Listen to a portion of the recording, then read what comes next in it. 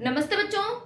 आज हम class 12th में इम्पोर्टेंट क्वेश्चंस के बारे में डिस्कस करेंगे जो कि ऑप्टिक्स वाले पार्ट से है, प्रकाशिकी। तो पहला कॉन्सेप्ट आपका प्रकाश का परावर्तन तथा अपवर्तन और इनके नियम। दो नियम होते हैं प्रकाश के, अपवर्तन के भी और परावर्तन के भी। ये अक्सर क्वेश्चन अगर आता है तो 2 मार्क्स में आता है, या तो परावर्तन आएगा या अपवर्तन। तो प्रकाश का, जब प्रकाश किसी एक माध्यम से या किसी चिकने तल से टकराकर वापस उसी माध्यम में लौट आता है तो वह घटना प्रकाश का परावर्तन कहलाती है, तथा यदि प्रकाश एक माध्यम से दूसरे माध्यम में जाता है तो वह अपने मार्ग से विचलित हो जाता है, जो कि अपवर्तन की घटना कहलाती है। और अपवर्तन की घटना का कारण प्रकाश का हर एक माध्यम में जो चाल है वो बदल जाती है प्रकाश की, ये इसी कारण अपवर्तन की घटना होती है। इसके बाद आपका आता है पूर्ण आंतरिक परावर्तन या क्रांतिक कोण से कोरिलेट है। ये वाला कॉन्सेप्ट आपका इंपॉर्टेंट टॉपिक है, ठीक है। और आपका अगर ये पूर्ण आंतरिक परावर्तन के बेसिस पे आया केवल इसका, तो ये 3 या 2 नंबर में देखने को मिलेगा, ठीक है। और अगर इस पर आधारित घटना, तो इस पर आधारित घटना में आपका जैसे कांच की परख नली का जल में चमकना कह सकते हैं, या तो इस कॉन्सेप्ट पे आता है, या फिर इसमें आता है कि कांच में पड़ी दरार, जब कांच में कोई दरार पड़ जाती है तो उसका चमकना, तो ये भी पूर्ण आंतरिक परावर्तन पर ही आधारित घटना है, ठीक है। इसी के आधार पर एक आपका कॉन्सेप्ट आता है प्रकाशिक तंतु। प्रकाशिक तंतु एक ऐसा यंत्र है जो पूर्ण आंतरिक परावर्तन पर कार्य करता है, और इसके माध्यम से हम क्या कर सकते हैं, प्रकाश सिग्नलों को बहुत तेज, बहुत तीव्र गति के साथ एक स्थान से दूसरे स्थान तक पहुंचा सकते हैं, और बिना ऊर्जा के ह्रास हुए, यानी प्रकाश की तीव्रता पर कोई प्रभाव नहीं पड़ता, वह कम नहीं होती, ठीक है। तो ये क्वेश्चन अगर आपका घटनाओं पर बनता है तो कभी कभी 1 से 2 घटना या 3 घटना भी आ जाती है, और वो 5 नंबर का क्वेश्चन कंसीडर कर लेता है, ठीक है, जिसमें आपको एक्सप्लेन करना होता है, जिसमें आपको समझाना होता है, टिप्पणी टाइप देनी होती है। फिर आपका गोलीय पृष्ठ के लिए अपवर्तन का सूत्र, ये 2 प्रकार का, उत्तल पृष्ठ और अवतल पृष्ठ के लिए। दोनों ही केस में जो आपका अपवर्तन का सूत्र होता है वो होता है हमारा n2/v minus n1/u is equal to n2 minus n1/r, जहां पर n2 दूसरे माध्यम का अपवर्तनांक, n1 पहले माध्यम का अपवर्तनांक, v वस्तु की दूरी, v प्रतिबिंब की दूरी, u वस्तु की दूरी, और r वक्रता त्रिज्या है। वक्रता त्रिज्या हमारी फोकस दूरी की 2 गुनी होती है, ये भी याद रखिएगा। और इस पर आधारित कभी कभी न्यूमेरिकल्स भी देखने को मिल जाते हैं, और यदि ये क्वेश्चन आता है तो ये 3 मार्क्स कंटेन करता है। नेक्स्ट आपका पतले लेंस के लिए फोकस दूरी का सूत्र, जिसको हम लेंस मेकर सूत्र भी कहते हैं, ये भी आपका इंपॉर्टेंट कॉन्सेप्ट है। इसका फॉर्मूला होता है 1/f n-1 1/r1 minus 1/r2।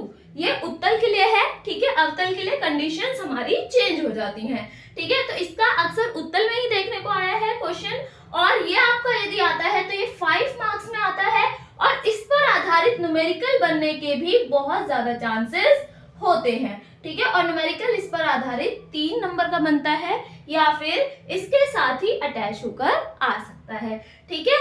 और इसके बाद आपका फोकस दूरी के सूत्र और आवर्धन। फोकस दूरी का सूत्र जो नॉर्मल वाला आपने 10th क्लास में पढ़ा होगा, 1/f is equal to 1/v minus 1/u, ये लेंस के लिए हो जाता है। यदि दर्पण की बात होगी तो प्लस हो जाता है, जहां पर f फोकस दूरी, v प्रतिबिंब की दूरी और u वस्तु की दूरी होती है। तो इसके आधार पर आपके न्यूमेरिकल्स बन सकते हैं। आवर्धन को हम m से रिप्रेजेंट करते हैं, और m के फॉर्मूला होता है I में o भी होता है, या माइनस v u।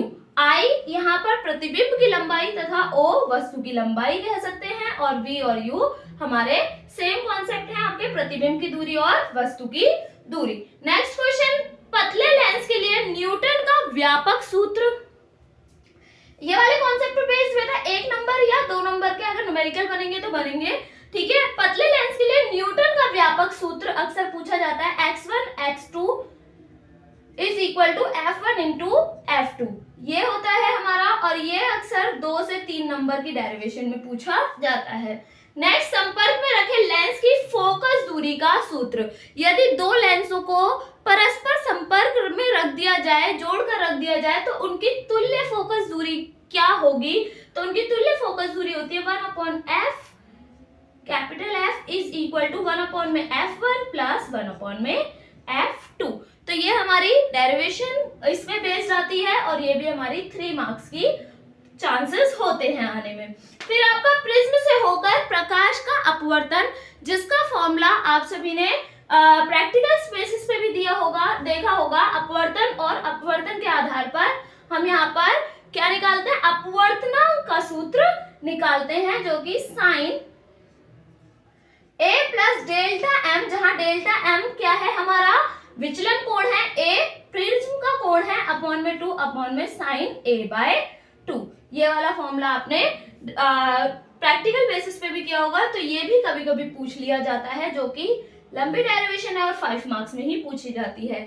श्वेत प्रकाश का वर्ण विक्षेपण, वर्ण विक्षेपण पूछा जा सकता है जब हम अगर श्वेत प्रकाश को किसी प्रिज्म पर आपतित करते हैं तो वह 7 रंगों में विभाजित हो जाता है, जिसको हम विबग्योर पैटर्न से समझते हैं, ठीक है। तो उसके आधार पर वही घटना हमारी क्या होती है? वर्ण विक्षेपण की घटना कहलाती है, और वर्ण विक्षेपण परिश्रेपण नाम से भी आ सकता है। ये भी हमारा अगर डेफिनेशन आएगी तो ये 2 या 1 नंबर में पूछी जा सकती है।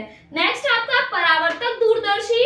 आपका दूरदर्शी हमारे 2 प्रकार के हैं, खगोलीय और परावर्तक। अक्सर परावर्तक दूरदर्शी के बारे में पूछा जाता है, 5 मार्क्स में क्वेश्चन बनता है, और कभी कभी कंपैरिजन भी पूछ लिया जाता है। खगोलीय दूरदर्शी से बेहतर परावर्तक दूरदर्शी को माना जाता है, क्योंकि इसमें अवतल दर्पण का प्रयोग किया जाता है, जो कि प्रतिबिंब का अत्यधिक स्पष्ट प्रतिबिंब देता है किसी भी वस्तु का।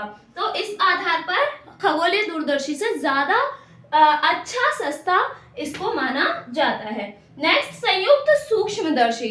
संयुक्त सूक्ष्मदर्शी का एक और नाम होता है, जिसे हम कहते हैं यौगिक सूक्ष्मदर्शी के नाम से भी ये आ सकता है, और ये भी हमारा 5 मार्क्स में आता है। और ये पूरा कॉन्सेप्ट लिखा जाएगा इसका, इसकी रचना भी, आवर्धन भी, और इसी तरीके से सूक्ष्मदर्शी में भी।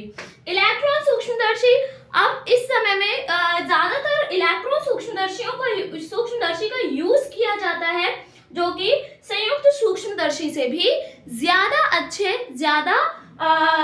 अच्छे माने जाते हैं, और इन्हें हम बहुत सूक्ष्म जीवाणुओं को देखने के लिए, यानी आपके बहुत छोटे छोटे जीवाणुओं को देखने के लिए प्रयोग में लेते हैं, जो कि संयुक्त सूक्ष्मदर्शी से अच्छा विकल्प माना जाता है, और इसकी विभेदन सीमा भी बहुत ही कम होती है, एक एंगस्ट्रॉम के अप्रोक्स होती है, तो इसलिए इसको अत्यधिक प्रयोग में लाया जा रहा है। तो इसको भी, ये भी क्वेश्चन अगर आता है आपका, तो ये 1 या 2 मार्क्स में ही देखने को मिलेगा। आई होप आप सभी को इन कॉन्सेप्ट से हेल्प मिली होगी। Thank you so much for watching.